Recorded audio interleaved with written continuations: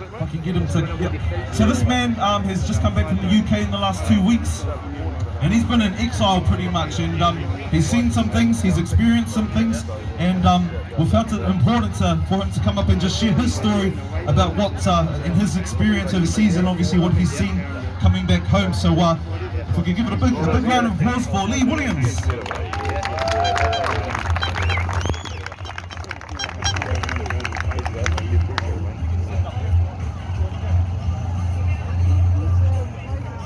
Hello everybody, how are you? Thanks for coming today. 8 months I've been in the UK. Well, for reasons you know now, self-exile, but that's the way it is. That's the way it is in New Zealand today. Not only in New Zealand, but right across the world. Our freedoms are being diminished deliberately by, what we all know, I don't need to say it, but I'll say it anyway, World Economic Forum, globalists. Our prime ministers all around the world are fully on board. They've been voted in, but I believe with deceit. These people are chosen before they get into power. Jacinda herself is part of the World Economic Forum, same as Justin Trudeau. All we can do is have a grassroots movement like we've got now, with unity. There's so many different factions here in New Zealand, and it's everywhere. All of us are split for some bizarre reason. We've got to get together. We need unity amongst each other, and we do need it. You know, the leaders of each groups, doesn't matter who they are, without mentioning names, they've all got together, they've got to get together in a room and thrash it out. Because we've got to be united force against this government. Not only this government that's in power now, but future governments. Because I believe, what's his name, Christopher Luxon, David Seymour, the lot, they're all cut from the same cloth as Jacinda Ardern. They're all cut from the same cloth. Many of you people here have lost their jobs, even my family. I've got plenty of friends, lost their jobs. And we're all struggling. No one seems to care. The government certainly don't seem to care. All they're bent on is division and keeping us divided. And that's got to stop. Like I say, we've got to be a unified force. We've all got differences, slight differences, but the end game is we've got to remove these people that have got any connection with the World Economic Forum and the World Health Organization. Klaus Schwab and George Soros and all them. We've got to remove them. And the only way we can remove them is get our people, many people out here today, we've got to get them into local governments and into government itself in the beehive. It's a big climb. It's an almost impossible task, but we've got to do it somehow. And like I say, we've got to do it together. We've got to put out the message that we are united. 8 months I've spent in the UK, wandering in the wilderness, house sharing, funny enough, with Russians. And they were, honestly, them Russians I stayed with were great people who really looked after me.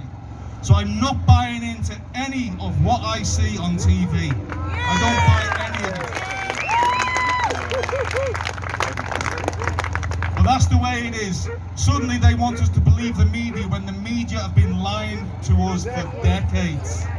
The media is not our friend. They're lying to us. The media are fully bought.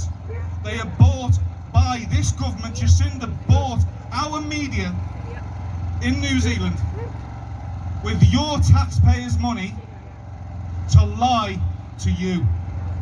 And that's what they've done. They're lying over and over and over. And I'll be honest with you, they're 8 months in the UK and I didn't watch any telly at all. None. All I watched is what I wanted to watch on the internet. And I'll tell you what, it didn't screw me up. I made mention of a meme I seen. It was the best meme I seen over the last 2 years. and it was a still picture, a CNN reporter who says to two Amish men, and they got speech bubbles, and she says, "It's amazing. Why haven't anybody in your community, the Amish community, got COVID?" And the Amish man says, "Well, that's easy, love. We haven't got TVs." And that's the problem, is in television.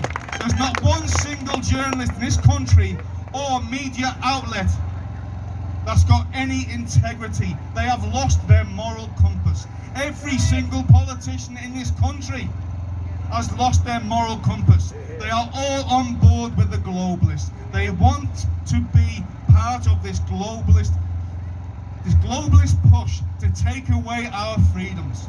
And our freedoms are being eradicated bit by bit by bit. I've drove here today from Lincoln, and I've seen many people walking down the streets, and they're wearing masks. And I see in the cars, I look beside me, they're driving a car for themselves wearing a mask. So I know straight away who they're going to vote for coming next election. Because I think it's insanity, it's a form of insanity. But what can we do? What can we do? All we can do is do what we're doing right now and building our numbers. I'm not here to divide, I'm here to unite. I've done a lot of thinking that 8 months in the UK, and I want to get rid of this government and the future governments if they are not going to represent the people. They will lie and they will deceive. And they're going to tell you all sorts. What's his name? Christopher Luxon was in Rangiora last night, in the RSA club apparently. I only heard about it last night, I didn't go there. I heard about it about 10 minutes before. $80 a time he was charging for people to hear him speak. He should be paying them $80 a time to hear him speak. It makes you wonder. Well, these people have got to be brought down. They have. There's not one of them represents us.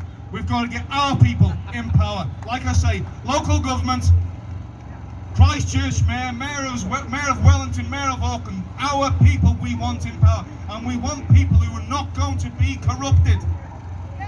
That's the main thing.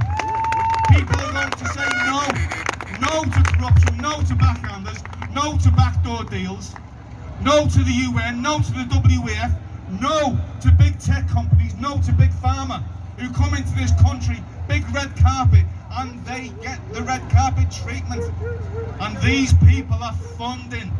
They fund our leaders to lie because they make big money. Jacinda knows the writing is on the wall for her, but she also knows that the next leader that steps into the breach is going to carry on the work she started. And it's like the boiling frog. Bit by bit by bit. Most people believe they're doing a fantastic job and don't even realise their freedoms are being taken away bit by bit.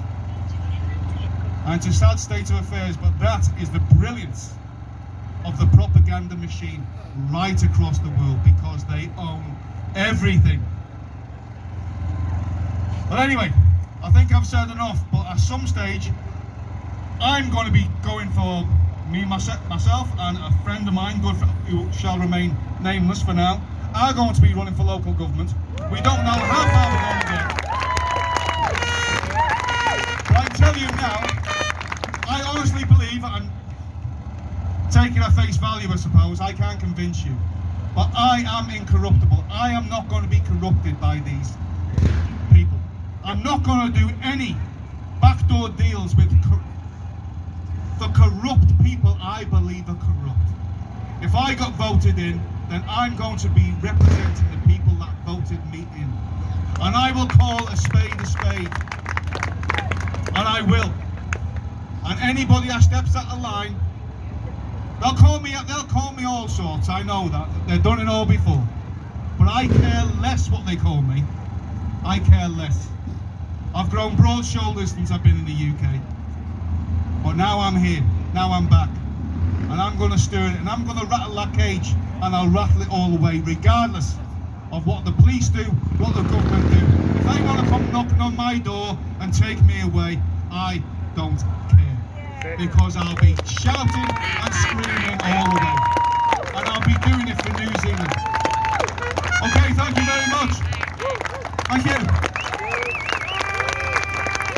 Awesome, let's hear it for Lee Williams. Beautiful. Well, without further ado, we're going to hit the road. Obviously, with what you've heard here today, this is